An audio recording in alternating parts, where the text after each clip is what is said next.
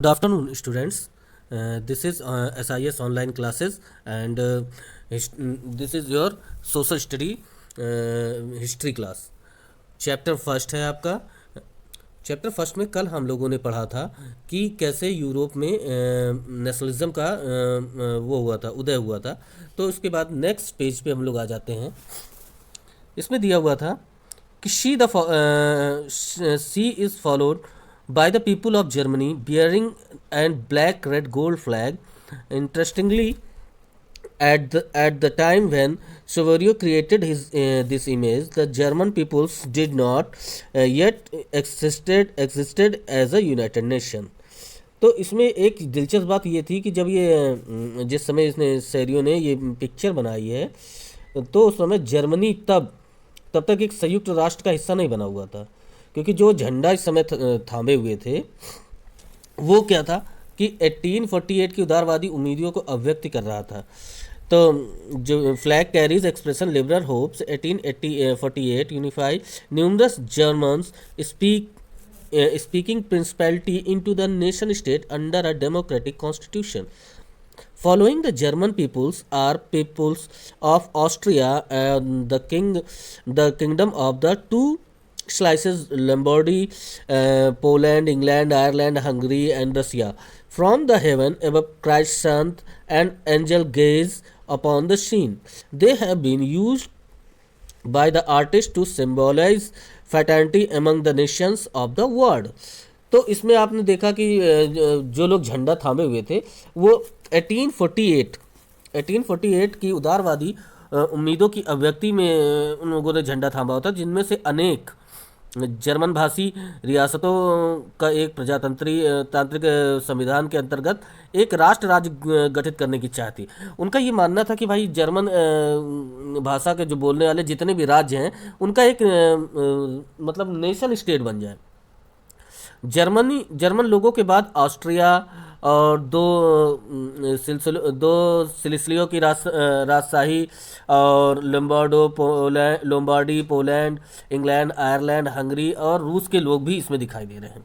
अच्छा, एक चीज़ और है कि इस पिक्चर के ऊपर देखिए, अपॉन द पिक्चर अबव, ऊपर स्वर्ग में दिखा दिया रहा है कि ईसा मसीह हैं और संत हैं, फरिश्ते हैं, इस दृश्य पर अपनी नज़र जमाए हुए, मतलब वो सब देख रहे हैं कि ये सब लोग लाइन से जा रहे हैं, एक तरफ से लाइन बनाए हुए वो सब देख रहे हैं। तो इसमें जो चित्रकार है, मतलब जो हमारा पेंटर है फ्रेडरिक सरायू, तो उसने इनका इस्तेमाल इसलिए किया है कि दुनिया में राष्ट्रों के बीच भाईचारे का प्रतीक बने। तो ये इस पिक्चर में फ्रेडरिक सरायू ने बताया। अब आ जाते हैं इस चैप्टर में कि this chapter will deal with many of issues visualised by Sorrieu in figure first during the 19th century. Nationalism emerged as the force which brought about the sweeping changes in the political and mental world of Europe. The end result of these changes was emerged of the nation state in the place of multinational dynasty empires of Europe.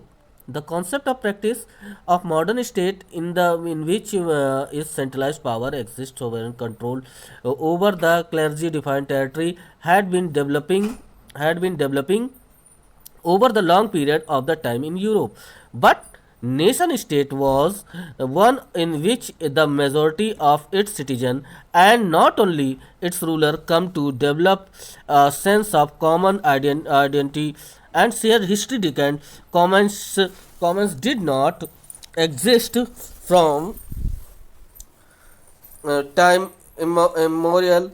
It was forged through the struggle, through the action of leader and the common people. This chapter will look at the derived process through which nation state and nationalism come into being in 19th century in Europe. तो अब आ जाते हैं इस chapter के, जो हमारा chapter का जो सब्जेक्ट है उसके बारे में हम लोग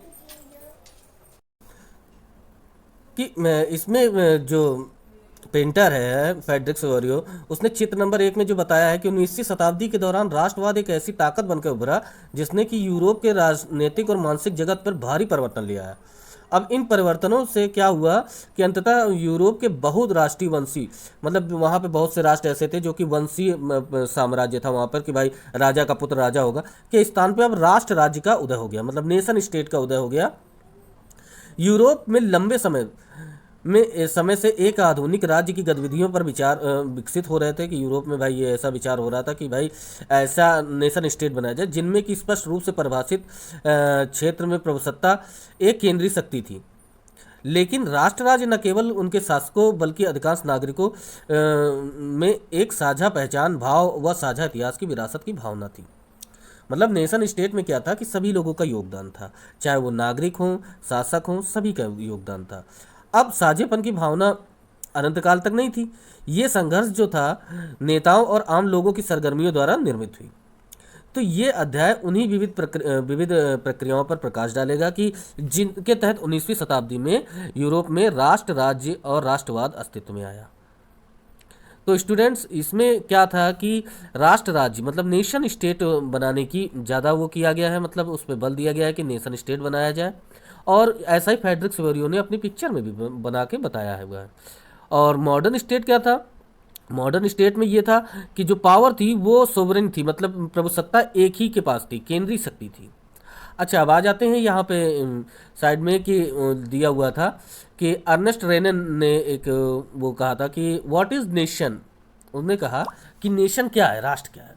तो ये फ्रांसीसी एक दार्शनिक है अर्नेस्ट रेनन, जिनका जो कि 1882 में 82 में सोर्बोन विश्वविद्यालय के एक व्याख्यान में अपनी समझ प्रस्तुत की। मतलब उन्होंने एक वहाँ पर फिलोसफर थे ये, और वहाँ पर वो हो रहा था, व्याख्यान हो रहा था मतलब, तो उस पर इन्होंने अपना बताया कि व्हाट इज़ नेशन। तो इस निबंध में रेनन ने लोगों द्वारा प्रस्तावित इस विचार की आलोचना की कि राष्ट्र समान भाषा, नस्ल, धर्म व क्षेत्र से बनता है। उनका ये कहना था कि a nation is a culmination of the long past of the endeavor, sacrifice and devotion, the heroic past, great man glory, that is the social capital upon which on basis of national idea to have common glory in the past, to have common will in the present, to have to perform great deal together, to wish to perform still more. These are essential condition of being a people. A nation is therefore large scale solidarity. Its existence in the daily palibastic. A province is its inhabitant. If anyone has the right to be consulted, it is inhabitant, and a nation never has any real interest in annexing or holding on the country against its will. The existence of nations is a good thing, a necessity. Even their existence is guarantee of liberty, which would be lost if the world had only one law and one master. मतलब इसमें उन्होंने ये कहा कि एक राष्ट्र लंबे प्रयास, त्याग, निष्ठा और का चरम बिंदु होता है। शौर्य, वीरता युक्त अतीत, महान पुरुषों के नाम, गौरव, ये एक सामाजिक पूंजी है जिस पर एक राष्ट्रीय विचार आधारित किया जाता है। अतीत में समान गौरव का होना, वर्तमान में एक समान इच्छा संकल्पित होना, साथ में मिलकर महान काम करना और आगे ऐसे कामों को करने की इच्छा जो एक जन समूह की, ये सब जरूरी शर्तें हैं। अतः राष्ट्र एक बड़ी व्यापक एकता है। इसका अस्तित्व रोज होने वाला जनमत संग्रह है। प्रांत उसके निवासी हैं, और अगर सलाह किए जाने का अधिकार है तो वो निवासी ही है, और किसी भी देश का विलय करने के लिए किसी देश पर उसकी इच्छा के विरुद्ध कब्जा जमाए रखना राष्ट्र की वास्तव में कोई दिलचस्पी नहीं होती। राष्ट्रों का अस्तित्व में होना एक अच्छी बात है, बल्कि एक ज़रूरत भी है, और उनका होना स्वतंत्रता की गारंटी देता है। और अगर दुनिया में केवल एक कानून और उसका केवल एक मालिक होता तो स्वतंत्रता का लोप हो जाएगा। मतलब इसमें अर्नेस्ट रेमन ने साफ साफ कह दिया है कि अगर पूरी दुनिया में सिर्फ एक ही कानून चलेगा और एक ही मतलब मालिक होगा तो फिर स्वतंत्रता का लोप हो जाएगा। सही बात है, क्योंकि सभी देशों के अपने अलग अलग कानून होते हैं, सभी देशों में अपने अपने अलग मिनिस्टर्स, अलग अलग अपने सुप्रीम हेड्स होते हैं। तो स्टूडेंट्स, आप इस सीट को पढ़िए, और अगर इससे रिलेटेड कोई आपको प्रॉब्लम लगे तो मैसेज कीजिए।